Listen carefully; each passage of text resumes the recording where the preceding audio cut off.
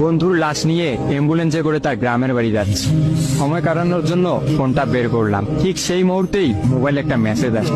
আমার সামনেই আমার প্রিয় বন্ধুটি কফিনের মধ্যে লাশ হয়ে পড়ে আছে। মেসেজ করেছে আমার সেই মৃত ফ্রেন্ডের গার্লফ্রেন্ড অবন্তী।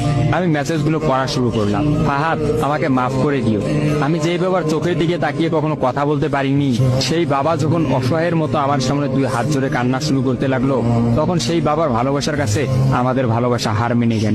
তাই আজ 11 দিন ধরে আমি অন্য মানুষের স্ত্রী। তোমাকে কথা দিয়েছিলাম জীবনের শেষ সময় পর্যন্ত তোমার সঙ্গে থাকবো।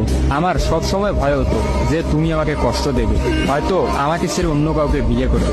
অথচ দেখো, আমি তোমাকে কষ্ট দিলাম, আমি তোমাকে রেখে অন্য পুরুষকে বিয়ে করে ফেললাম। জীবনটা বড়ই অদ্ভুত, তাই না? তোমার কি মনে আছে আমি তোমাকে কাঁদতে কাঁদতে বলতাম আমাকে কখনো ছেড়ে যাবে না? তো তুমি হাসতে হাসতে উত্তর দিতে, আমি তোমাকে কখনো ছেড়ে যাব না, তুমি আমাকে ছেড়ে গেলে যেতে পারো।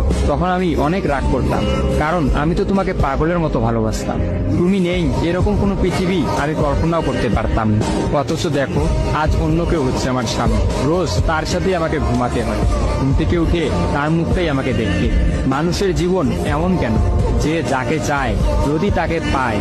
প্রকৃতির তাতে কি এমন আসে যায়? কেনই বা প্রকৃতি তাদেরকে কাঁদায়? হুট করেই সবকিছু হয়ে গেছিল, তাই আমি ইচ্ছে করেই তোমার সাথে যোগাযোগ বন্ধ